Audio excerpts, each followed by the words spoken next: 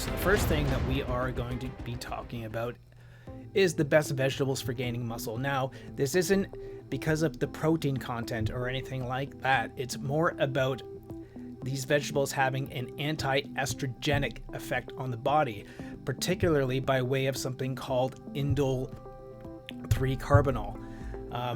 So there's different types of estrogens in the body. There's a 2-hydroxy, a 4-hydroxy, and 16-hydroxy estrogens. Now, 2-hydroxy estrogen's not that bad, and it's also the most easiest to be excreted from the body. So what we really want to do by making use of these vegetables is take some of the higher hydroxy estrogens, get them to transform into the 2-hydroxy, and then have them excreted out of the body. So how indole 3-carbinol works is by neutralizing excess natural and environmental estrogens by way of an enzyme called CYP1A2, and that goes to the liver for phase 1 and phase 2 detoxification. But what it also does is it also, like I said, converts those higher hydroxy estrogens into the 2-hydroxy, so it's a lot easier for the body to get rid of it.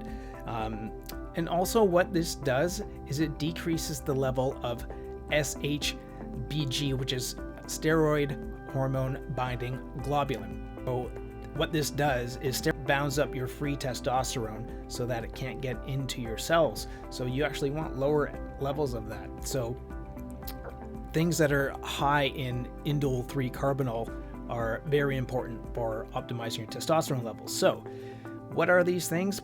In particular, they're vegetables of the Brassica family. So these are things like Brussel sprouts, kale, cabbage, broccoli, greens. It could be spinach, mustard, collard greens, Rutabeggas, and turnips, right?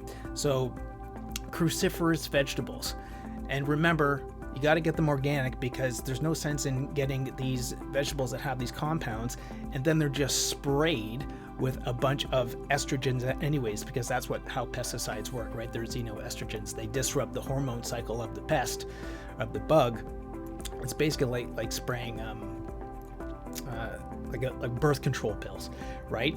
Now, you're eating that and they say, well, it's in such small amounts that's not going to affect humans, but the cumulative effect, you're going to accumulate all of these xenoestrogens into your body.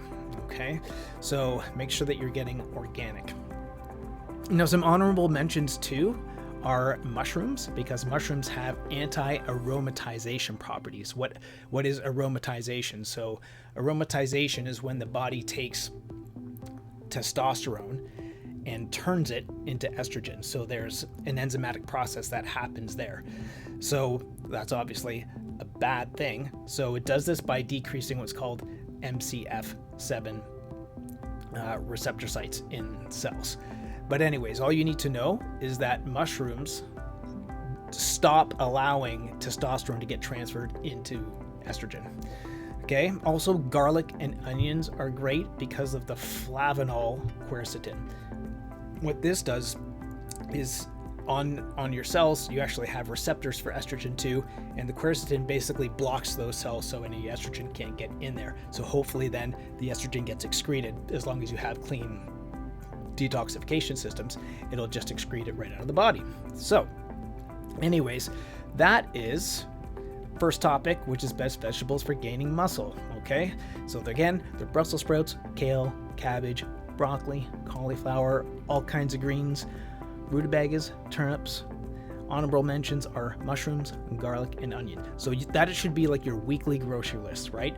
If you're a guy or even a girl trying to gain some strength, gain some muscle, and losing body fat, and again, make sure that it's always organic.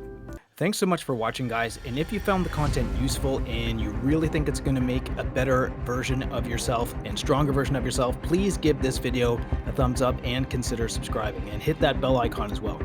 And lastly, please leave a comment, as I'd like to know your opinion on this topic and what else you'd like to hear about. So thanks again, guys, and